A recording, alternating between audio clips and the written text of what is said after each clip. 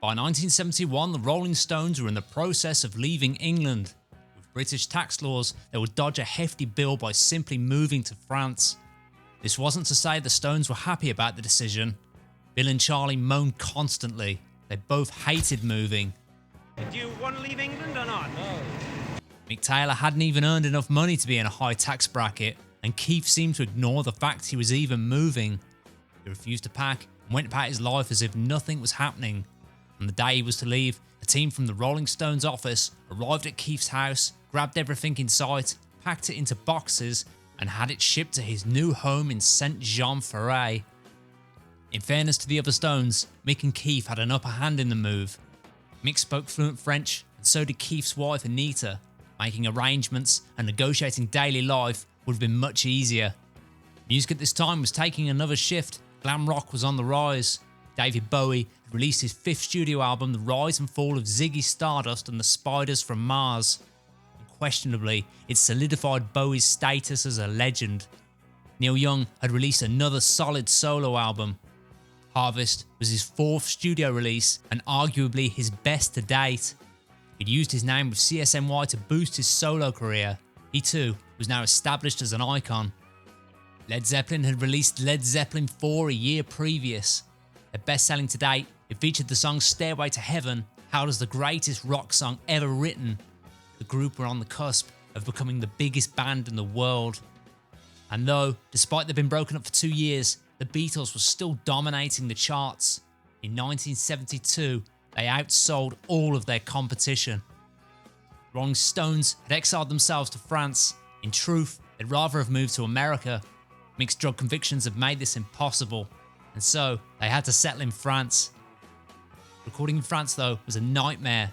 Constant sound issues plagued the sessions. The tropical heat saw the guitars go out of tune constantly. And of course, the Stones' drug problems had escalated to an all-time high. Keith's influence was rubbing off on Mick Taylor, producer Jimmy Miller, and session musician Graham Parsons. Anita Pallenberg was heading down a path of reckless drug abuse that even frightened Keith. This year would see Mick marry Bianca in a catastrophic ceremony. Keith, still experimenting musically, at this point removed the low E string from his guitar. Tuned to open G with the bottom string removed created the defining sound for the album. Charlie Watts would move into Keith's house. Mick Taylor would begin the slippery slope of drug use.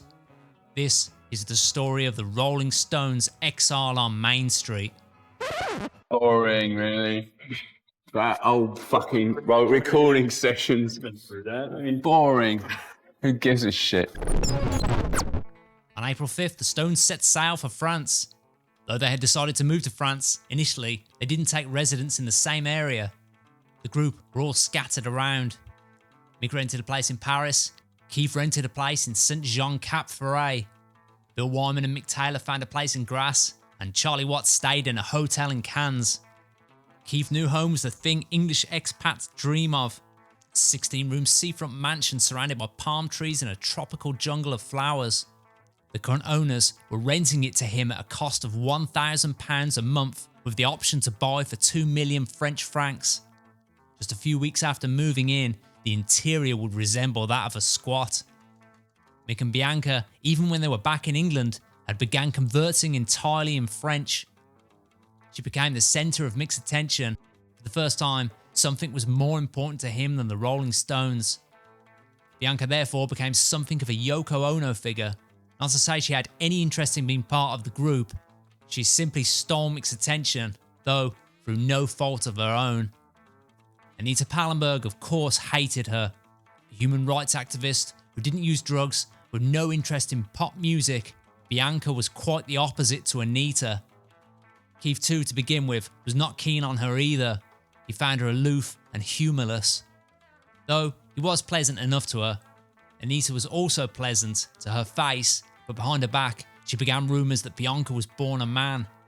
She asked to borrow Bianca's clothes and return them crumpled up and stained, and flirted with Mick constantly in front of her. When Bianca heard about Anita's past, her leaving Brian for Keith, and other facts, she was quite shocked. By the time the Stones had begun their move to France, Bianca was 3 months pregnant. The Stones were now signed with Atlantic Records, but had also started their own company, Rolling Stones Records. Marshall Chess was appointed head of their company. Atlantic asked him to get the Rolling Stones to record one album a year. He told them, with no hesitation, to rest assured he could deliver. In the music world, the Rolling Stones were flying high. Sticky Fingers hit number 1, as did their next single Brown Sugar, which was released a week after they landed in France. Decca Records, who the Stones had bitterly parted ways with, were trying to cash in on the group. At this point, they released a compilation of old songs titled Milestones. It had been released without consent or any input from the band. In response, Mick did his best to sabotage album sales. He placed ads in the music press, warning fans the album was substandard. On the 10th of May, Mick sent out invitations to 70 people from the UK who would fly out to Saint-Tropez. He and Bianca were to be married in 2 days' time, but Mick was doing his best to keep it a secret and avoid a circus. No one knew what the event would be, though the press had their suspicions when they saw him buying 2 gold rings. When he was quizzed, he of course denied this, as did a frowning Bianca. In all honesty, Bianca wasn't that keen to jump into such a big commitment so fast. Despite this, the wedding would go ahead. On the 12th of May, the event would take place at the Hotel Byblos. The small town was packed with press and photographers who'd been watching Mick like a hawk. Despite Mick's hopes, the wedding would be a circus. Keith's wedding present was half a kilo of cocaine. Mick, nervous on the day, opened the present immediately. This would only cause more problems. As the ceremony began, 100 photographers waited in the town hall. The problem was, the general public were legally allowed to attend a civil ceremony. When Keith arrived, he wasn't recognised and was denied entry. He went berserk and threw something at the guarding officer. The situation was de-escalated and Keith took his seat with Anita. Mick was unhappy about the crowds and, fueled by cocaine, initially refused to leave his hotel room. Eventually, he arrived looking very unhappy. The ceremony went ahead, though with the mayor standing in between the two. As papers were signed, Keith was having a blazing audible row with Anita, and outside, French radicals were kicking in the side of Mick's Bentley. Afterwards, the religious ceremony at St. Anne's Chapel began. When the couple arrived by foot, followed by photographers, they found the front had been barricaded to stop gate crashers. Mick had to bang on the door loudly to be let in. Just under an hour later, the couple exited the church as Mr. and Mrs. Jagger. The reception took place in a private room where 200 guests were in attendance. It lasted until dawn, and by then Bianca, unhappy, had retired to her room. Mick had begun performing on a small stage, and Keith had passed out on the floor. The next day, the English tabloids read, "Mick weds in hippie chaos." Mary Ann Faithfull, back in England, knew nothing of the wedding. This until she saw newspapers at Paddington Station. The paper she saw read, "Mick weds Bianca." Mary Ann was in such shock, she headed to the station bar to order 3 vodka martinis. Subsequently, she missed her train. Mary Ann drank herself to oblivion and ended the day in an Indian restaurant face down in a tikka masala. She was later arrested for public drunkenness. By now, all the Stones had settled within a sensible distance of each other. Mick Jagger just outside Antibes, Bill Wyman and Mick Taylor still in Grasse, Charlie in Arles, and Keith was staying in Nelcote. Keith had by this point very much settled into living in France. Nelcote became a haven for friends and hangers-on. 20 or more people occupied the property on a regular basis. In contrast, Mick and Bianca's house was peaceful and immaculate. A quiet gentle filled the air. It was broken only by Mick playing blues records. Mick later stated, "Life wasn't really mad for me." Now settled in, the Stones had no intentions to laze in the sun. On arriving in France back in April, they'd promised a new single by summer and a new album by autumn. It was time to begin recording. On June 7th, rehearsals began for their next album, Exile on Main Street, though it was currently titled Tropical Disease. Keith's place, Nelcote, would would be the headquarters. It was in the basement of Nalcote recording would start. It was humid, and the house had a history of being occupied by the Nazis during World War II. Swastikas were still painted in certain areas of the house. Keith later stated, the basement was the strangest place. It was broken up into cubicles. It kind of looked like Hitler's bunker. Jimmy Miller would again produce the album with studio engineer Andy Johns instead of Glyn Johns. Andy Johns had been taught everything by his brother. The mobile studio, like it had been with Mick's place, was set up outside Nalcote. The reason was simple. The other members knew they'd never get Keith out to other potential studios. Keith had began missing sessions during their previous album Sticky Fingers. He'd now began mainlining heroin, and it was necessary to bring the studio to him. Keith's house was surrounded by tropical palm trees, and to get the studio van in, they had to cut some down. The problem was, unlike when they recorded at Mick's house with Sticky Fingers, recording at Nalcote was a nightmare. The acoustics were terrible, sound problems persisted throughout. Andy Johns and Jimmy Miller faced endless problems. Miller later stated, there was a lot of problems with that album. It was the one I was least happy with. The locals had mixed views of the Stones. Some resented their lifestyle and drug use, others wanted in on the action. The Stones capitalised on this and hired some as security as sessions commenced. It wouldn't be until October they'd be forced to move, not only from Nalcote, but France itself. The first song they begin, Keith's composition titled Loving Cup. The story follows a humble narrator longing for a connection. The word loving cup being a metaphor for intimacy. The song dates back to the Let It Bleed sessions in July of '69. Keith strums his hummingbird while also playing electric rhythm. Mick Taylor does not feature on the recording. As they were using the mobile recording studio, they needed a power supply for the equipment. The electrical system in Nalcote was ancient, and instead of plugging in there, they decided to run a cable to a nearby railroad track and steal the electricity from the French National Rail Company. Loving Cup had been written back in 1969, just before the Hyde Park concert. They'd performed it there, back when it was titled Give Me a Drink. It had nearly been recorded at the Muscle Shoals sessions. At Nalcote, the songs played at an ear-shredding volume. Anita Pallenberg later said, you could hear it at the other end of the bay. The group played in separate rooms with cables leading to each. Sessions officially began at 6 p.m, but they wouldn't start until Keith emerged from his bedroom. This could be as late as 4 a.m. The next track they began in July was titled Ventilator Blues, inspired by the humid conditions they were recording in. There was a tiny fan in the window that didn't work very well, hence the title Ventilator Blues. The lyrics paint a picture of a claustrophobic atmosphere, maybe in reference to both the surroundings and the inner feelings amongst the group. The main guitar riff had been written by Mick Taylor. It was one of the only times Mick Taylor will be given a songwriting credit to a Rolling Stones composition. Keith plays acoustic hummingbird for the song. After just one take, the guitars go out of tune. Mick was finding it difficult to be enthusiastic under these conditions they were working in. He also was not happy with the sound. As they're trying to record, the lights keep going on and off and the recording gear stops working. Charlie Watts at this point had moved into Keith's house. He would drive down for the sessions in the week and drive back to his home on weekends. He later stated, the sessions were chaotic. You just had to wait around until everybody was ready to record. Charlie stated, Ventilator Blues was a great track, but a tricky one to play.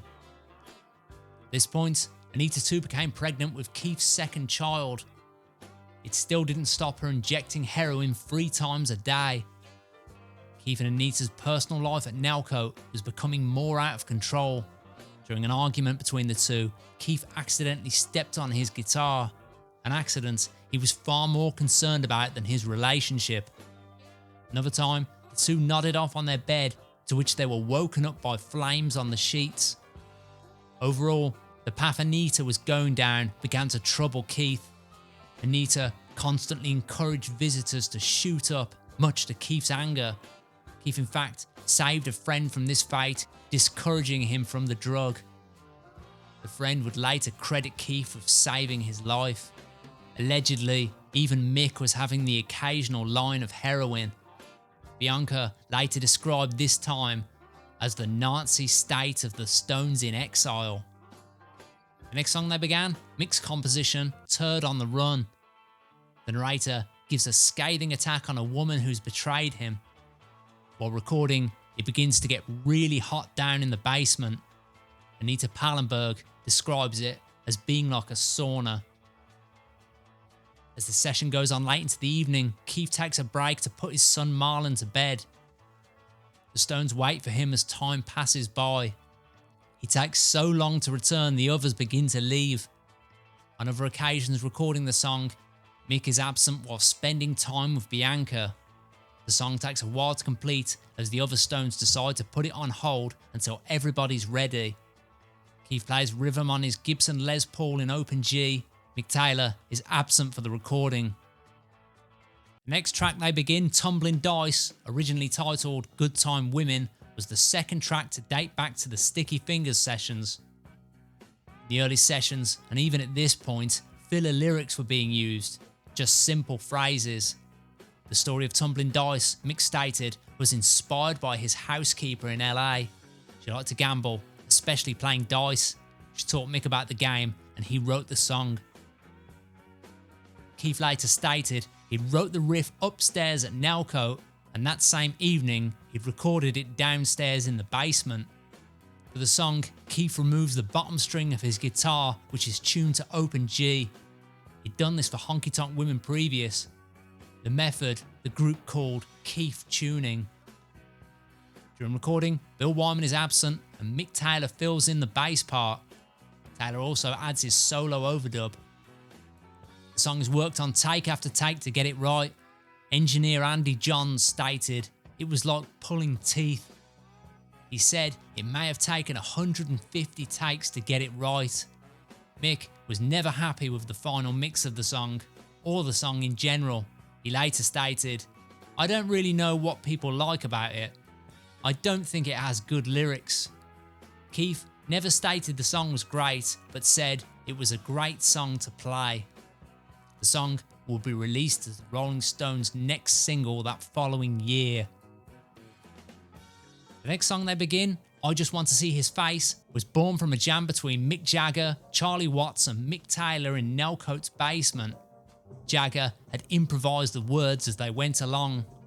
Gospel song, the story follows a man's search for Jesus. A strong theme is present throughout of spiritual longing. The song is the only track on Exile which doesn't feature a 6-string guitar. Mick Taylor plays bass. Producer Jimmy Miller plays a conga percussion.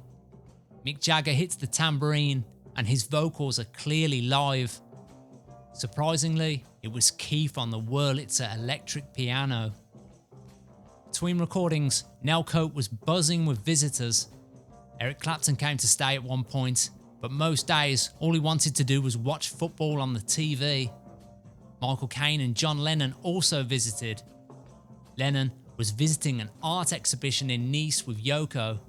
Nelcote also had its own private jetty, and so Keith purchased a sailboat. Keith drove it around the harbour like a racing car, and a few times had to be towed back to shore after running out of fuel. Next, the Stones begin on Keith's composition Happy. The story is a simple message of finding happiness through love rather than material possessions. Keith wrote it in Nelcote and later stated, "It just came tipping off the tongue."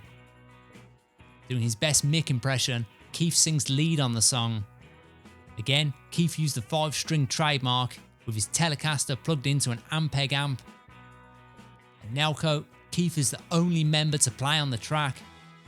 Spontaneously, he'd had the idea for the song and quickly told Jimmy Miller.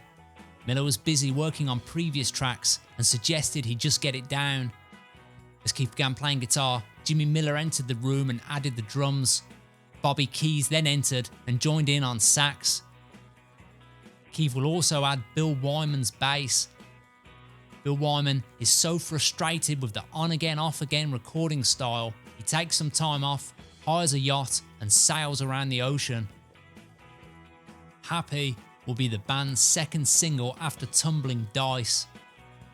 Next, they begin on their next song titled Soul Survivor.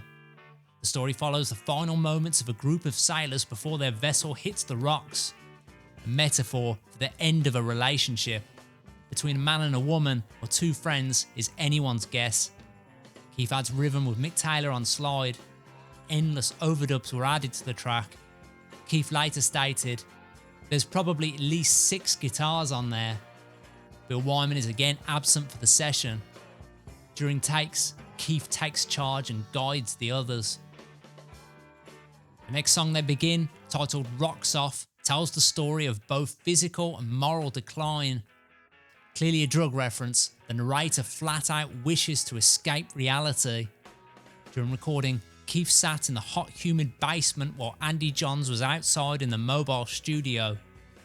The intercom wasn't working and Keith kept nodding off during takes. Andy couldn't come up to wake him, and so he left the tape running and waited for Keith to wake up. Hours later, Keith would awake and continue. When he was finished, Keith would go down to the van and listen to the playback. As soon as he'd sit down to listen, he'd fall asleep again. At that point, Andy Johns figured the session was over. He packed up and travelled the 40-minute journey back to his place. When he got home, the phone was ringing. He answered it to find Keith on the line. Keith immediately snapped, "Where the fuck are you? I've got another idea for another guitar part." Andy then had to travel back and continue. It wasn't all bad though. When Andy returned, Keith had a great 2-part guitar counter rhythm. Johns later stated, "I'm glad he got me back there."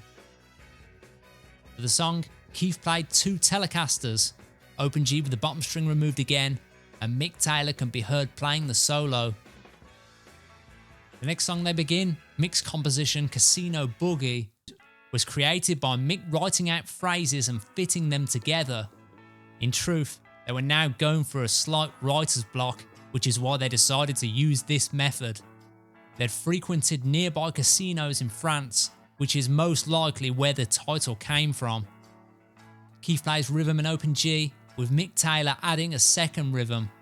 Bill Wyman is absent for the session, so Keith fills in on bass. Bobby Keys plays the sax solo, and Mick Taylor adds the second solo. On October 1st, Nellcote is broken into while Keith and several others are watching TV.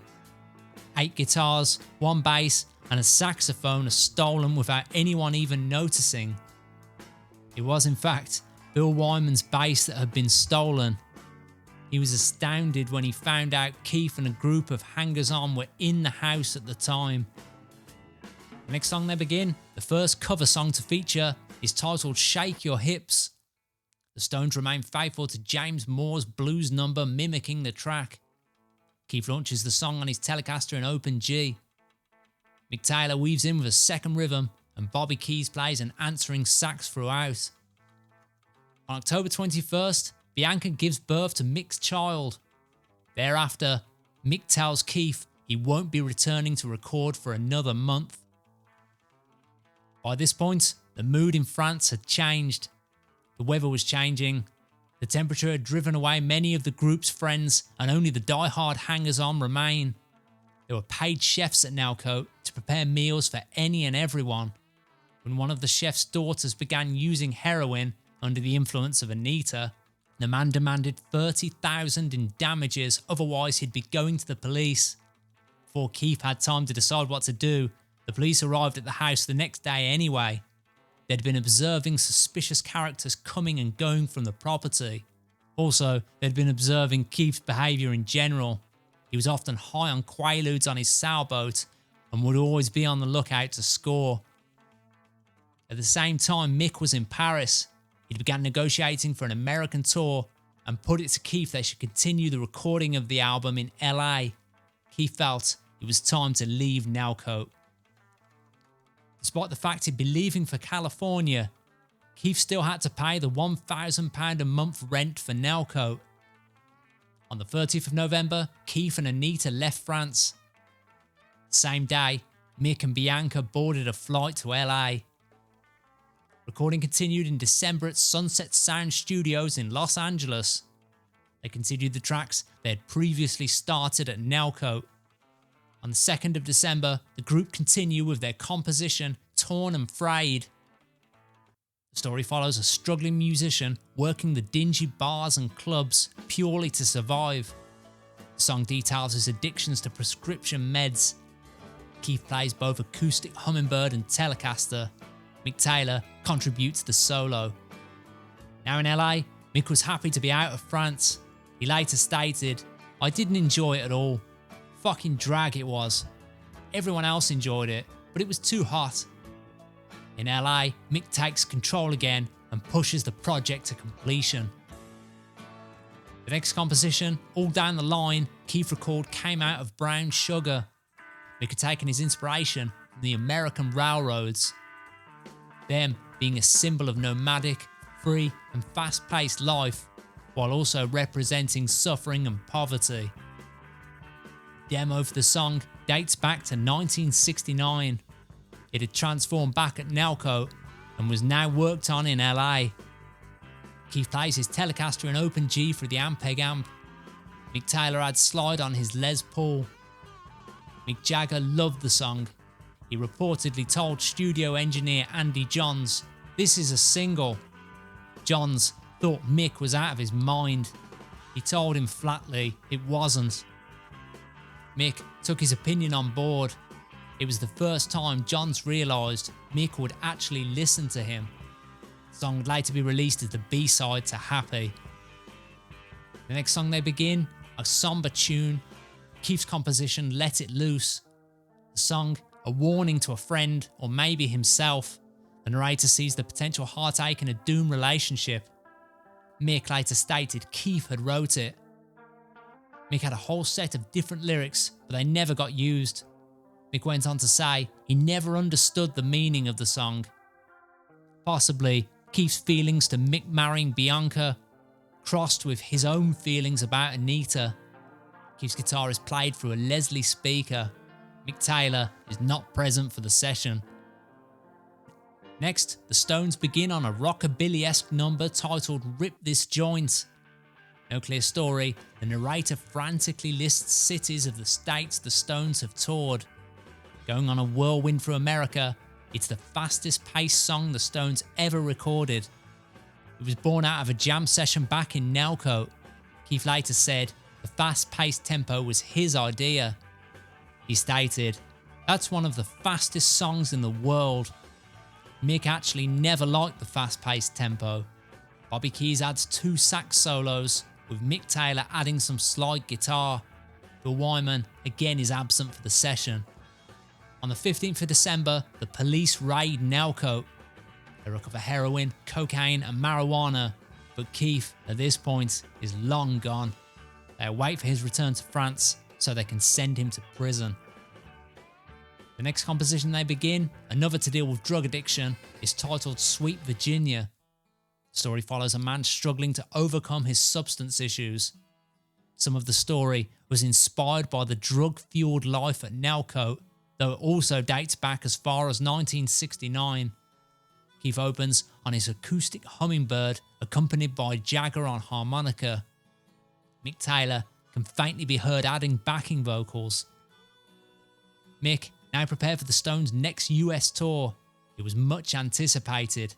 The last time they played a show in America had been the disastrous concert at Altamont. Mick now tactfully booked small theatre venues. In their last tour, the Stones had been followed by a film crew for the documentary that would become Gimme Shelter. Mick again decided he wanted the tour to be documented. He hired Robert Franks to oversee the project. The next composition they begin, Sweet Black Angel, is based on the activist and Black Panthers member Angela Davis. Davis was incarcerated at the time of writing this song, accused of purchasing firearms to aid a hostage takeover of a courtroom. The lyrics plea in her defence. John Lennon also wrote a song in her defence at this time, titled Angela. The song had first been worked on during the recording of Sticky Fingers. Keith plays acoustic hummingbird, both picking and strumming. A second acoustic joins Keith, added by Mick Taylor.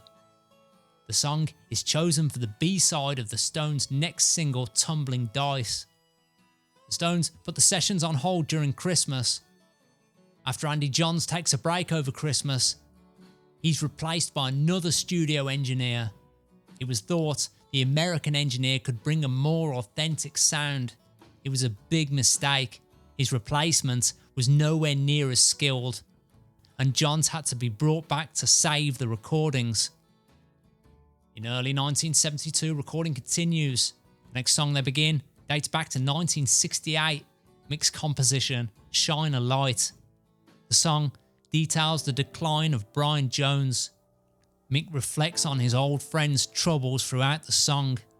Some lyrics read, "A smile on your face and a tear in your eye." In the chorus, we come to the present day with the lyrics, "May the good Lord shine a light on you."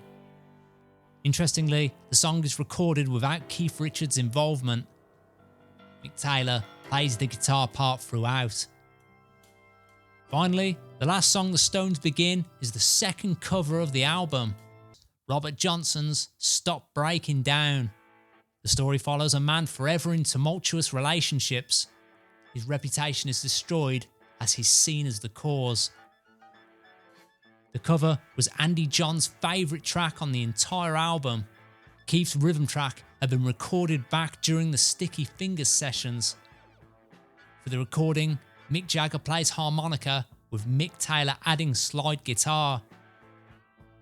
By March, Keith's American visa is about to expire. He doesn't want to return to France, so he decides to move to Switzerland. There, he will enter a rehab facility, and at the same time, Anita will give birth to Keith's first daughter. On the 14th of April, the Stones' new single Tumbling Dice is released. It will reach number 5 in the UK charts and 7 in the US. With everything complete, the last order of business was the album art. It was Mick and Charlie who came up with the idea while looking through art bookshops in LA. In a book titled The Americans by Robert Frank, which was released in 1958, they found a picture that dated back to 1950. The image featured a collage of pictures hung on a tattoo parlour wall on Route 66. Exile on Main Street, being the most American of all their albums, a group of Englishmen dreaming of the United States, they felt it perfectly captured the spirit of early America. With everything complete, the Stones anxiously awaited the reception. Exile on Main Street was released on the 12th of May 1972. Commercially, critically, it was a huge success. Though the sessions were chaotic, the result, a double album, many considered was their finest work. Mick later addressed criticisms about the sessions. He stated, "It's not a factory, a mill in the north of England. It's a rock and roll environment." The rock and roll environment, in truth, was beginning to annoy some of the Stones. The recording had been catered to Keith's needs. They moved the equipment to his house and waited around until he was ready to record. Despite this, Keith was still the driving force in the music, an oxymoron.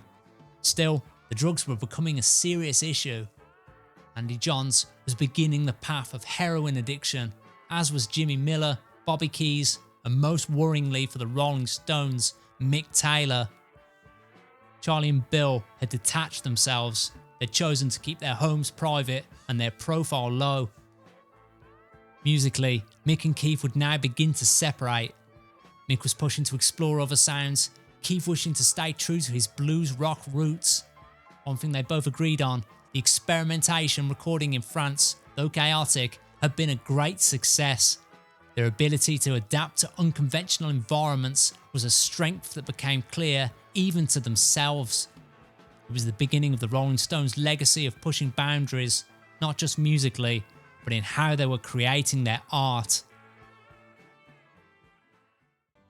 Thank you to everyone who supports the channel, and if you wish to donate, it would be greatly appreciated. Just click the three symbols next to the video, then the thanks icon, and choose however much you wish to donate.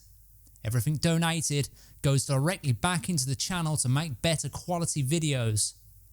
As always, thank you for watching and stay tuned for the next video.